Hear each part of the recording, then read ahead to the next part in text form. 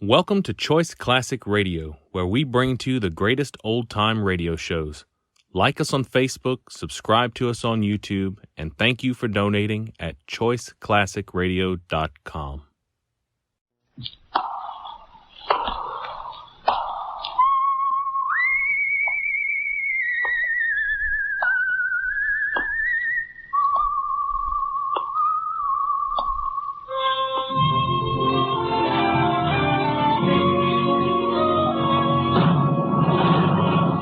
The Adventures of the Saint, starring Vincent Price.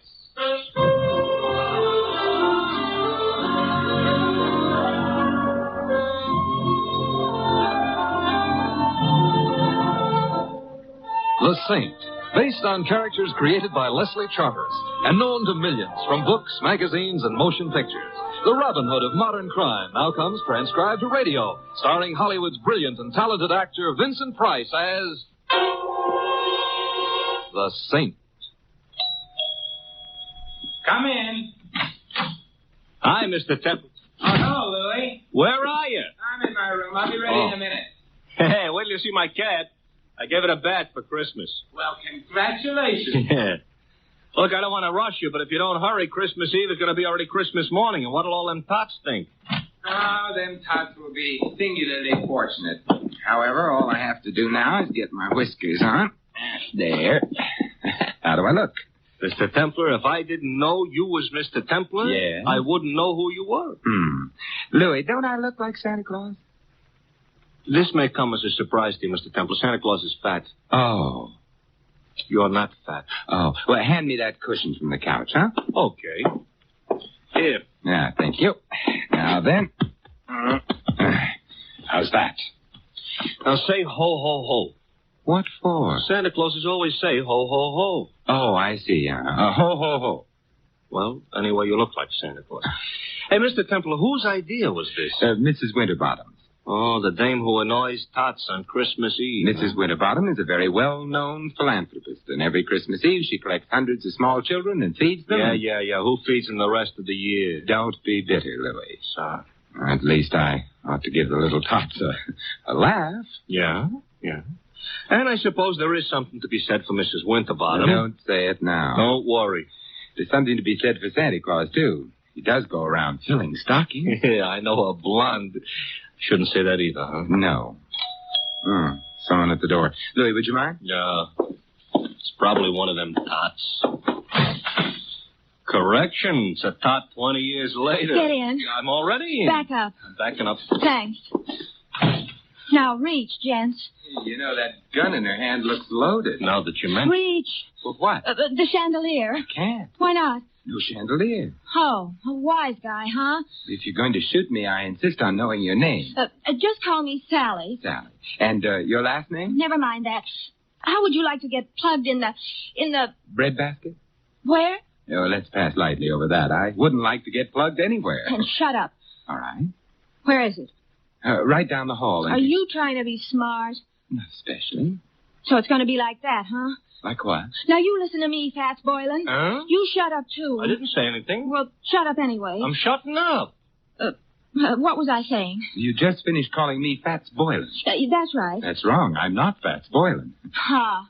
Well, it helps keep the conversation Look, going. Fats, are you going to stop stalling and hand over the stuff, or will I have to shoot? Since I am not Fats Boylan, and since I have no stuff to hand over, I'm afraid you'll have to shoot. Mr. Templar, that could be fatal. You keep quiet, punk. Who's a punk? You're a punk. Mr. Templar, am I a punk? Well, Sally is just a little confused this evening, Louie. Confused or not, she shouldn't call me a... Shut up. You don't have to start bawling. I am not bawling. I am... You were just about to shoot me. Well, I know, but then you'd bleed. Oh, I'm sorry. I can't stand the sight of blood. Why don't you strangle him? Louie, don't be unkind. That seems to be the doorbell again. No, wait. Oh, it's very impolite to keep people waiting. But I must have been followed here. Sally, look, stop illustrating a point with that gun. It might go off. I don't care. But then I'd bleed. But where can I go? I've got to hide. Well, try the kitchen. All right. Oh, come on in. It's open house tonight. Well, my old pal, Fats. I am not. Boylan. Although I'm beginning to waver. Perhaps I am. Simon, the split personality. Who are you? Joe Hudson. You remember your old pal, Hudson? Hudson. Well, I must admit you look like a hornet, but your lines aren't as nice. Look, if I'm your old pal, why don't I know you? Oh, that's easy. We never met personally. Well, how else can you meet? Ignore that. But if we haven't met personally or otherwise, how can I be your pal? Oh, I was just being friendly. Besides, you got something for me. I have? Great little kidder, ain't you, Fats? Ain't he, pal? Now I feel better. I'm a pal, too. Look, I wish I deserved your delighted choice. Look, but... just leave me have the stuff, and then I'll get... Stuff again. What stuff? Am I going to have trouble with you? The door behind you is open. Why don't you use it, huh? In that way, nobody will have any trouble. I'll use it after. After what? Such like that, huh? Ever see one of these before? I'm afraid I'm going to disappoint you, but the answer is yes, I have. Good. And you know how it works. It shoots bullets at guys. Guys who get bullets shot at them have a habit of dying. Really? Well, then perhaps you'd better not shoot that gun at me. I won't. So gimme. So I ain't got. Well, that is I. That is, you ain't got. Thanks, Louis. Basic, I ain't a patient man. Hand the stuff over, or I don't have any stuff. Or you get shot. I'd bleed. Who cares? I do. I hoped you might. However... This could be a stall. This could be trouble, so you... You can't shoot him. Why not? It's against the law. I read it in the papers. It's against the law. Yeah, I believe you. Oh, so that's okay. Yeah, but I like doing things against the law. Oh. Well, you could go to jail. I already been there. Well, for shooting somebody, they'll hang you or something. If somebody told them. Well, I would. You would, huh? I would. So maybe I'd better shoot you first. Well, I wouldn't want to deprive Mr. Templar of the privilege. Well, Fats, it's your last chance. Oh, not that phrase. Also, I still don't know... So it looks like I'm going to break a law. Hey, who did that? You did, you dope. I did not. This here's a plan. But you won't get away with it. Goodbye, Mr. Hudson. Mr. Templar, who made with the artillery? It must have been Sally. She's in the kitchen. She can stay there. She saved our lives, Louis. Yeah, but maybe by now she's found out she likes to shoot guns. Let's hope not. Hello. It was nice of you to frighten Mr. Hudson off. I did? You did. I didn't hit anybody? No. Oh, I'm so glad. Hey, I've got her. She's out cold. Come on, I'll put her on the couch. Come on.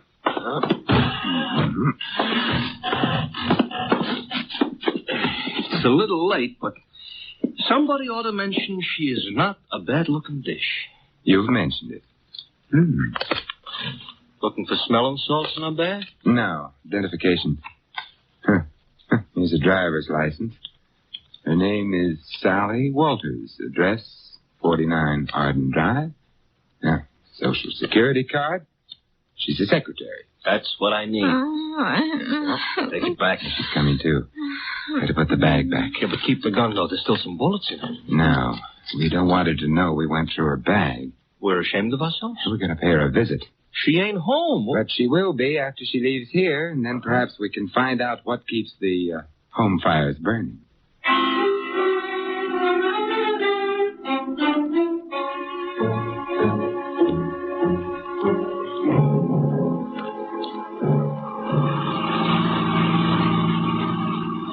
Sally was in kind of a hurry leaving us. So she was. Mr. Templar, don't look right, Santa Claus chasing a blonde. I'm not chasing her. Technicalities will get you no place. Hey, this must be it. 49. What is she a secretary of? The Treasury? Oh, no, I suspect this is where she works, Louis. She works overtime, huh? Yeah, and probably sleeps in. Come on. Yeah. I hope that nobody is peeking because they'll think Santa Claus is off schedule. I think perhaps I can manage without the whiskers. Yeah. Ouch! Now you look like an imposter. Will you ring, Louis? Okay. You know, this is the type house I got a feeling Santa Claus would have to use the saving central. Yes. I'm Simon Templar. You are? I am. There's nothing I can do about it. Mr. Templar, all butlers are like him? I doubt it. I think he's been practicing. Haw. Oh. Well, good night, then. I think not. Would you mind removing your shoe from the door? I would. You might at least have shined it. Humphrey, whoever is it at this time of night? No one, madam. Oh, but such an interesting-looking no one. Santa Claus, you've lost your whiskers. I haven't. They're right here in my pocket. How nice. Actually, my name is Simon Templar. I'm Carla Worth. This is Louis. Hi. Oh, I mean... Hi. Be kind to the peasants type. Did you want to see me? Now that I've seen you, yes. Well, come in then. Thank you. But, madam. Humphrey, go away. Yes, madam. Humphrey's such a problem sometimes. Shall we?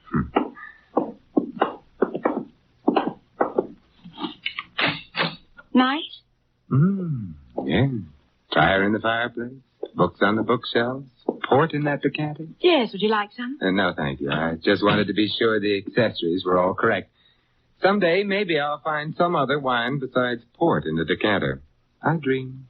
Simon, are you the one who found them? It's beginning again. Found what? My jewels, of course. Have they been lost? Simon, they were stolen. You know that, don't you? Should I? I've heard of the saint, Simon. I didn't know he was also a Santa Claus. Oh, it's a fleeting impulse. When were your jewels stolen? This afternoon. You see, Claude, my husband, that is, bought me them for Christmas. Santa Claus. Louis. Sorry. We decided to have the party this afternoon. We thought it'd be nice to have a quiet eve, so we did. The jewels were in quite a large box. There were quite a lot of them. And?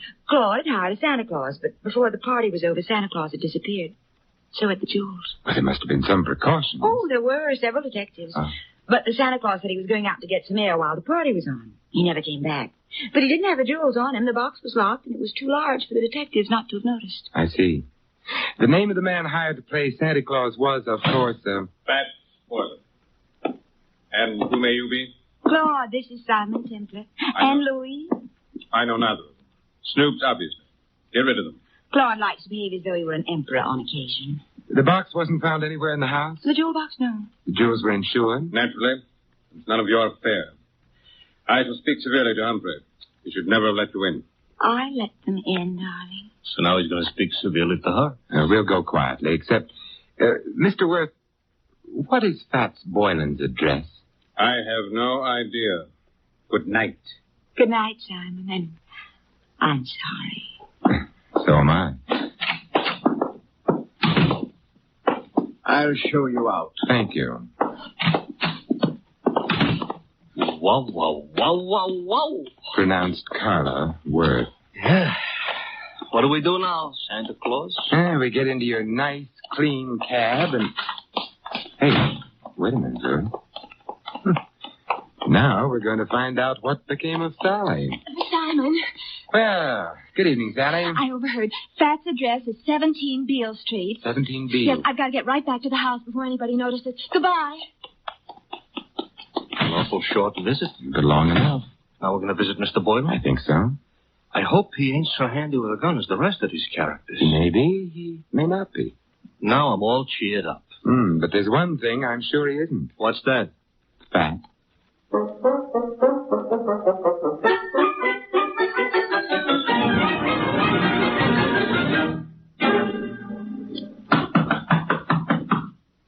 Quite a change from the Waits dump. Now this is a dump. Yeah, Mr. Boylan would seem to be shy. Mr. Templar, you said something about the one thing he wouldn't be was fat. Why, because he was called Fats? Not exactly. Louis, I'm worried. Hey, the door was open. Yes. Maybe that means our bird is flown? Maybe. Come on, let's go in. Okay. I ain't usually so poetical, but the light's on. Yes. And the room looks funny. Looks like a hurricane came to stay for dinner. And remained for 6 months. Somebody was looking for a jewel box? And someone obviously didn't find it. The extent of the search indicates that. Nothing was left untouched. It's a funny smell in this room, you know. A couple of funny smells. Yeah. One's perfume and the other... Gunpowder. Huh? Gunpowder. That's why I ain't been looking behind any pieces of furniture. It really wasn't very far to look, Louis. Huh? He's behind the daybed. Fats? Fats, Louis. He ain't doing so good? He's dead. And Louis... Yeah? He wasn't fat.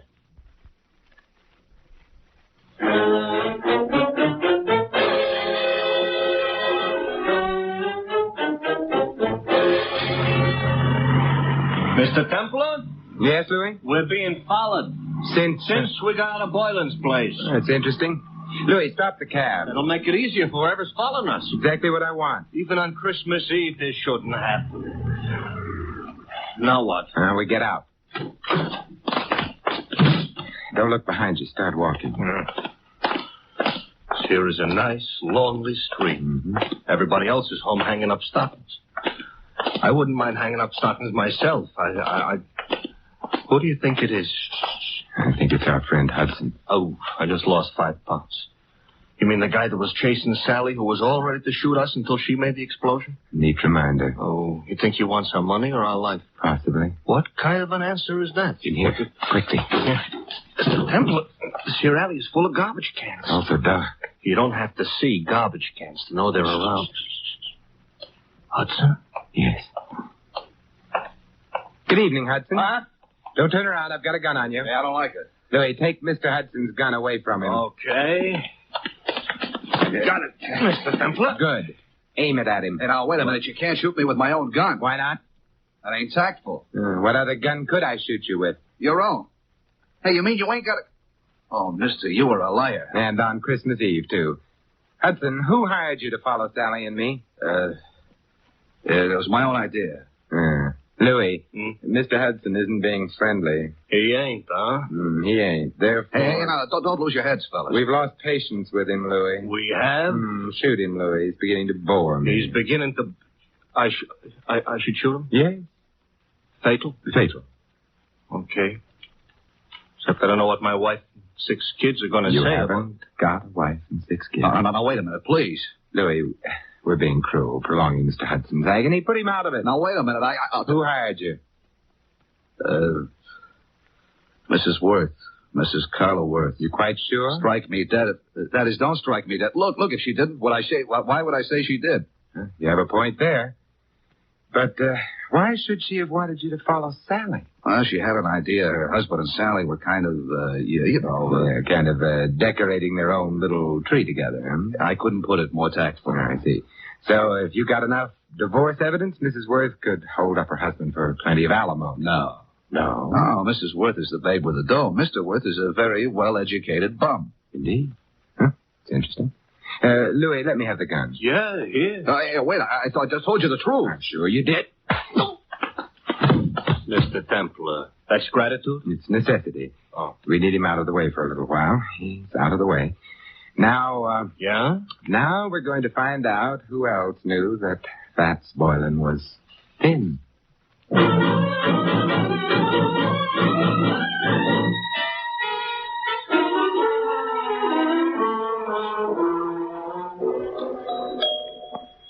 You know, if we visited often enough, I might even get accustomed to this joint. You might also start confusing yourself with Grant. Good evening, Humphrey. I'm sorry the family retired for the night. It is late, I know. I wish to retire myself. Why, Humphrey, you don't look 65. Good night, sir. Aren't you going to ask us in? No. Why, Humphrey, I thought you and I were going to sing Christmas carols together. Let go of me. Shut the door, Louis. Okay. I shall complain. All right, but not now. Mr. Templar, I don't know where that gun out, hitting people over the head with. And I couldn't have him warn anyone we're here. Why, we're going to burgle the joint? In a way. Huh? The kind of description would be search the place, Louis. Oh, for what? Oddly enough, something that can't be seen or touched. Sounds like a ghost. Yes, and in the way it is, the ghost of a murderer.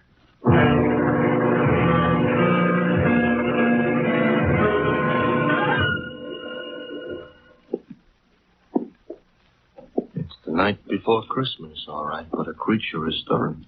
A couple of creatures, us. We've covered all the rooms on the other landing. Therefore, the bedroom should be here. And therefore, this should be someone's bedroom. Let's go in. We're sleeping? Now, if I can open the door softly enough and look in. Move right through the window. Yes. The dressing room. Door beyond would be the bedroom proper. Proper is not a word we're in any position to throw around. We'll have to go in to the dressing room. Come on, Louis. Okay. Wait a minute, Louis. Inhale. Mr. Temple, I don't usually take breathing exercises in the middle of the night. Louis. All right. I'm inhaling. Well? Perfume. Mm-hmm. Familiar? I could learn to love it, but no. Well, then out we go. You didn't care for that perfume. Didn't tell me anything. What do you want perfume should tell you? Who killed Fats Boylan?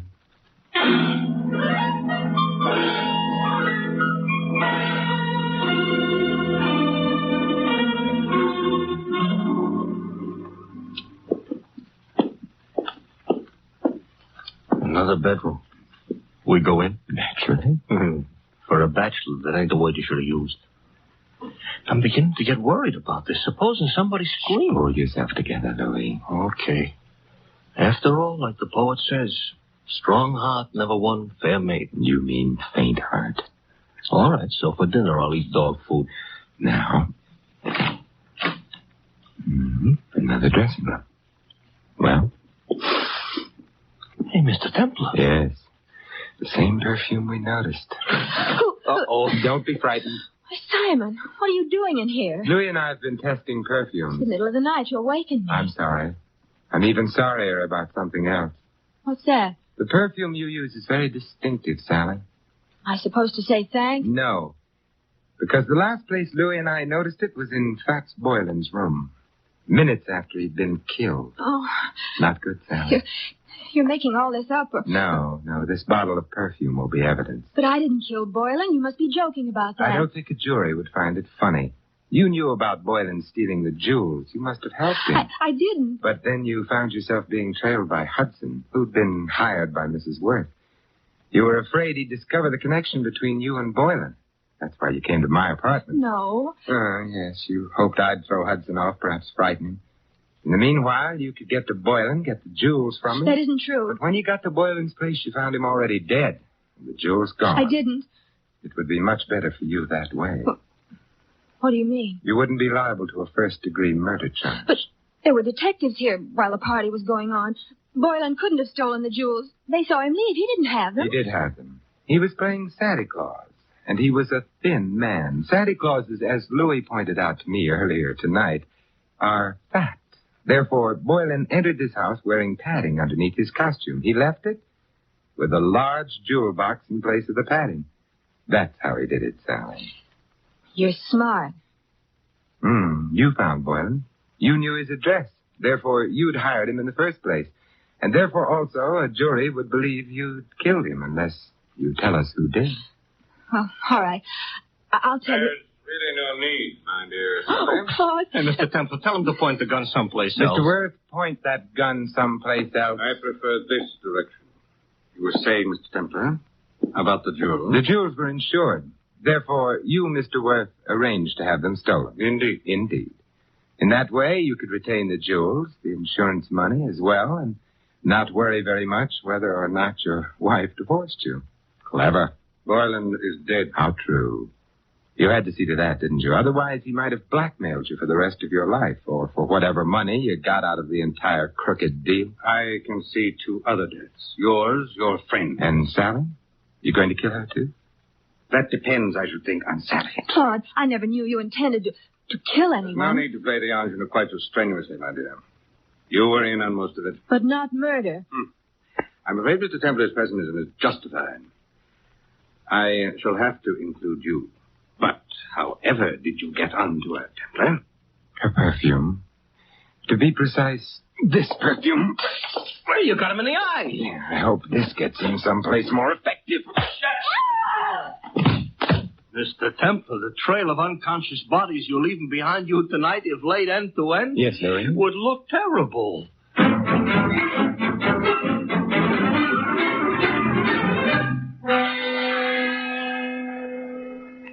Simon, Yes, Carla? you've been very sweet. Even without your whiskers, you've been sort of a Santa Claus to me. May I? Oh, with pleasure. Well, I never knew Santa Claus could kiss like that. Santa Claus is no saint.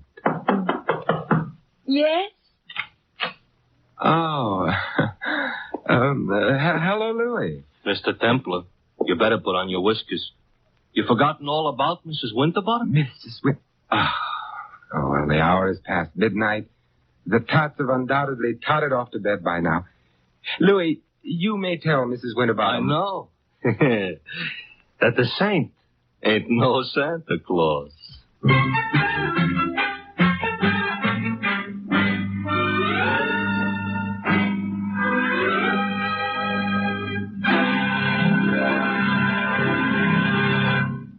You have been listening to another transcribed adventure of The Saint, the Robin Hood of modern crime.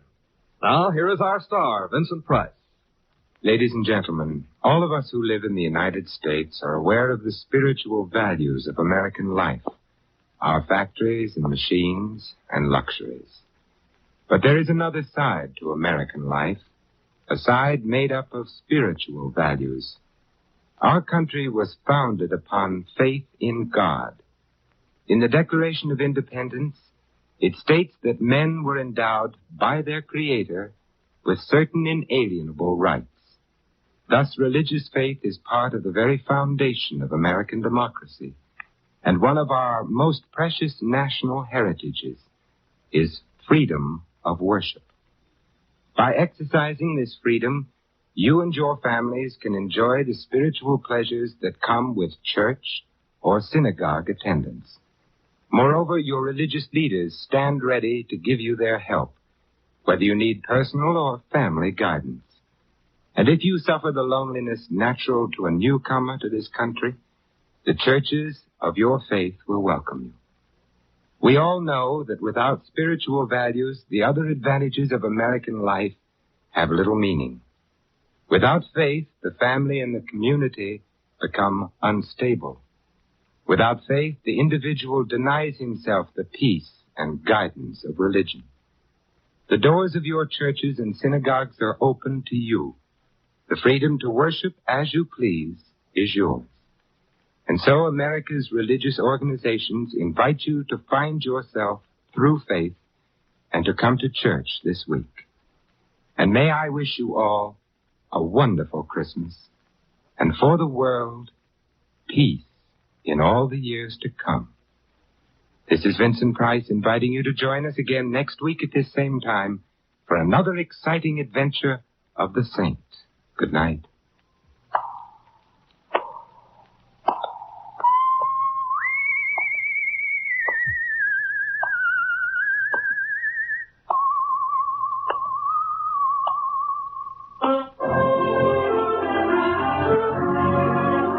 This adventure of the Saint was written by Louis Vitti.